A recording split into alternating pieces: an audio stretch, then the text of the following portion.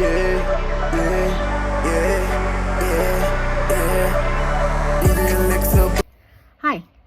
it's Marquita again, and today is Mother's Day, and I decided to show you a little video of a conversation that I had with my mom. I am a mom as well.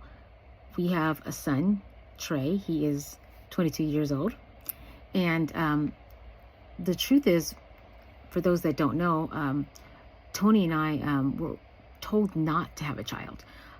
I've had arthritis in all my joints since I was pretty much born, but I was diagnosed at 13 months old. And at that time, they had said that they didn't think it was wise for me to get pregnant.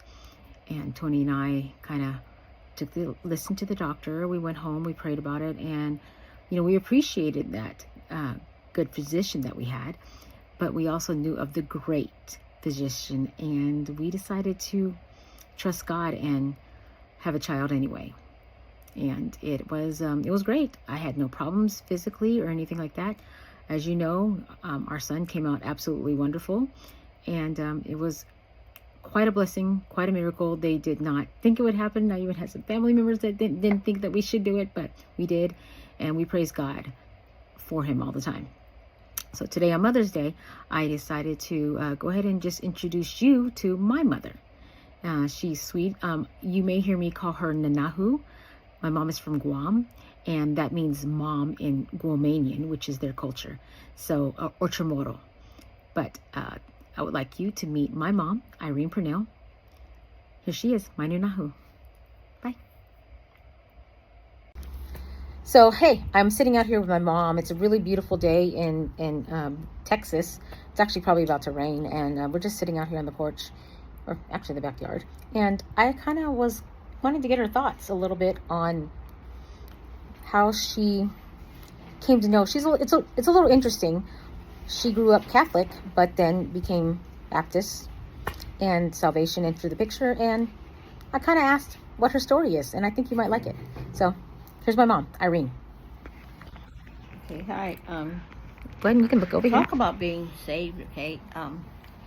I was Catholic for all those years before that. And then I start learning about actually what being saved was. And it was really confusing to me because, how am I going to give Jesus my heart and all these different things. But one day I was sitting on the commode and I said, all you have to do is say you want Jesus. So I went to church the next day, and just so happened that Marquita was there also to get saved, and she got saved. That was her birthday. Of course, it was my birthday. It was her birthday, and she when it gets saved as well. And I was like, this is really special because Kita and I. But then I was thinking, oh my gosh, Kita knows more than I do about what being saved is all about. And so what I had to do was to commit myself to start learning, and then the more I learned and learned, I wanted to teach somebody what I learned. And so that's when I went into teaching children in Sunday school and Bible study. And it was amazing because the first group of children that I taught are now either in the military, married, have children. And that's just so amazing. As a matter of fact, when JR and I went cross country, we went and stayed with 3 of our Sunday school children, spent time with them. So that was awesome. One was in the Air Force, and we just happened, like I said, we were going cross country. We started in Philadelphia, and we're coming across, we were going west, and we were at one of the young ladies' house, Dion's house. She was in the military, and what's her name? What's the name of the twins' mother?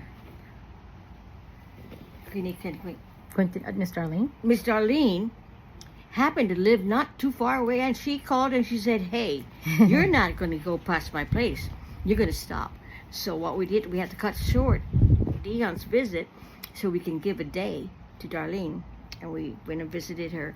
It was such a good trip because it was visiting our Sunday school kids or friends of our kids or sisters in the church. Yeah. And so that was so awesome for us. It was such a beautiful, beautiful trip. It's nice to see that you still have those friendships with them after all these years. And it was so many, I mean, literally, we got saved, we were looking it up. It was like in 1989. Yeah. So I'm not even going to try to say how many years ago that was. And we don't need to talk, let me see what, it's over 30 years, easily. 4 years. Oh, it's probably over 40. Yeah. So like, that's interesting because that was 3.5 years. Yeah. That was Redeeming Grace. We went to a church called Redeeming Grace. I remember around this time was, like I said, we grew up Catholic, and so what we did in our house is we would wake up on Sunday morning and we would go to the Catholic church first. We would go to the Catholic church first. Anything now, didn't matter, get dressed. It didn't matter. Yeah, we would go there first, and then we had to come back home, and then we got to get dressed, really, really dressed up for Redeeming Grace. And I remember that. It was called Mama and Daddy's Church. We did. Mama's church. It was hard because we had to go and do both of those, but we did it. We did it, didn't we?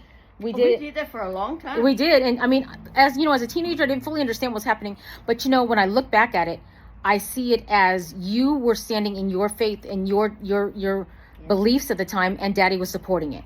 And Daddy was starting something new, and you know what? You were supporting it too. And I really, really appreciate how you two did that, and how you both stayed there and you both supported each other. Because when you look at it, eventually we stayed at Redeeming Grace. But I mean, I appreciate how you guys supported each other until it became one. But you did that, and it was hard. Let me tell you how I learned. Okay, Pastor Brian used to have.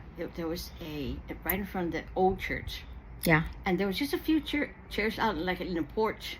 Yeah. And so we used to sit there. It was, what's her name? Mother Key? No, not Mother Key. Your friend, Quickest grandmother. Me. Oh, yes. Dad, Pastor Brian, and somebody else in there. And that was the group that started the Sunday school. That's how I learned, because I knew all about Jesus and being Catholic.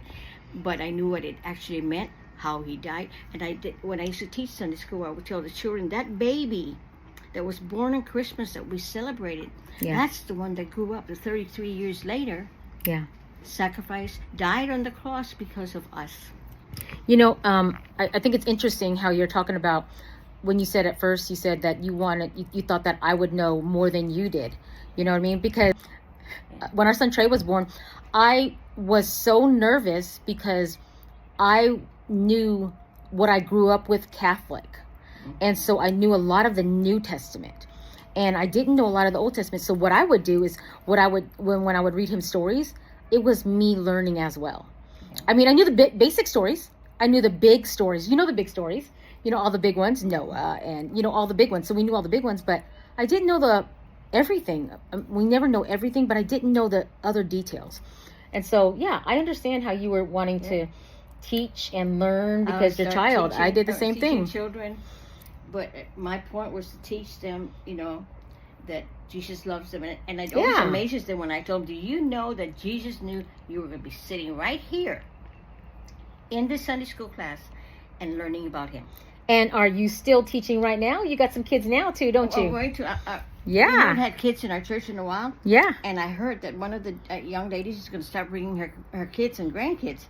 And I was so happy because I came home, I went to my car, and I had this bag that already it's ready to teach Sunday school. So I transferred that into another bag and have all my own personal Sunday school stuff.